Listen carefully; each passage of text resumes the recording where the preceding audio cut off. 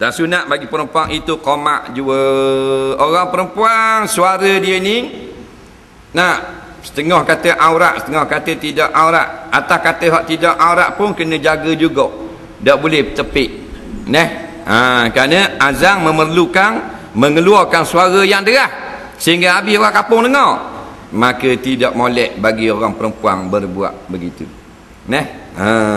Tak molek, bukan jenis kerja orang puang main bang itu. Suara dia tu spesial sikit. Kalau orang lelaki dengar koyak habis. Learning nyanyi hanya dalam TV. Siap dengan nyanyi dengan joget pusing punggung tak orang kain belah baju ketat. Yang diprogramkan oleh orang-orang yang fasik, tujuan nak merosakkan minda muda-mudi supaya penuh janang kepala otak habis.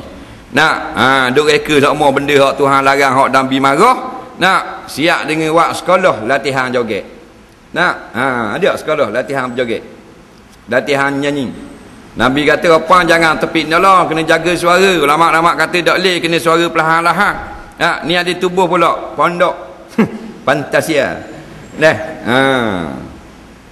Bagi yang nak buat maksiat. Dah hadis Nabi tak laku. Hak lakunya hak minyak orang ramai.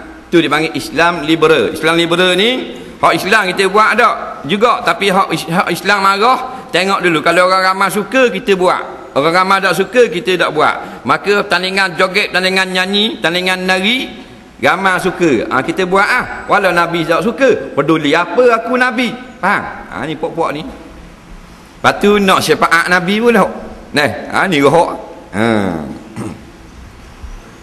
Boleh nyanyi wah. Habis sebuah bas kapung pergi tengok. Beri sokongan. Dah anak kapung dia bertuah lah. Anak kapung dia seorang. Boleh pergi tandingan akhir ni, nyanyi ni, joget ni. Dia pergi seorang tak nyanyi. Sekapung. Tuk gigak talak atas kursi roda tuk. Tuk masuk tangan soy buat gini. Sokong cucu. Nampak? Minta dia menang. Tuk nak mapuh dah. Nak masuk lubang kubur dah. Sokong lagi anak cucu, langgar hukum-hukum agama di atas pentah. Jahatnya manusia akhir zaman. Kalau tuk hak sebenar, bukan cucu aku gini, malu 7 keturunan aku. Tu tuk sebenar. Ni tuk mu tuyu.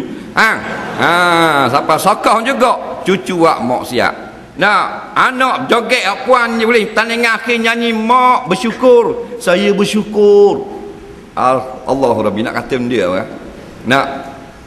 Dah kena lapu 5-60 reti seluruh tamu ke bermusing-musing lapu tu.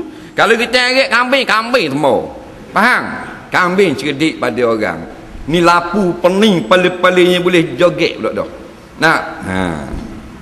Kalau malu dia. Gamak joget atas petah. Seorang yang tengok.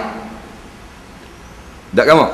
Dan ni ribu mata dalam studio, dalam dewan, auditorium, 5-6 ribu tengok. Hak di rumah 2 juta tonton.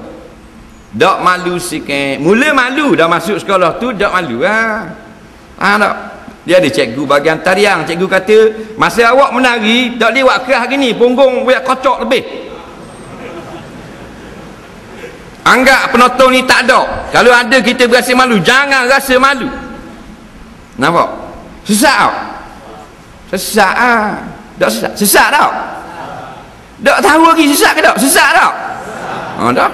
Nabi kata Sayyidina Ali radhiyallahu an, ala tastahyu an tatruku nisa'akum bainar rijal. Mu ni muka tak malu membiarkan anak-anak perempuanmu atau isterimu berada di hadapan pandangan laki-laki. Yang zurna ilaihim wa yang zuruna ilaiha. Mereka tengok kepada binimu, anak perempuanmu, anakmu pula tengok kepada laki-laki. La tastahyu, muka tak malu.